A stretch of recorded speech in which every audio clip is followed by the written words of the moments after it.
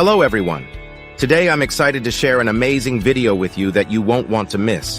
Have you ever found yourself stuck with a phone that's locked to a carrier you don't want to use?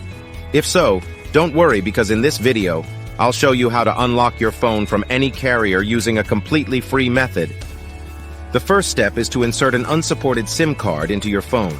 This simply means using a SIM card from a carrier that is different from your original one. Once you power up your phone, you'll receive a message asking for an unlock code.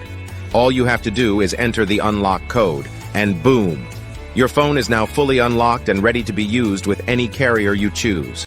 To get a free carrier unlock code, simply visit useanysim.com and follow the easy-to-follow instructions provided.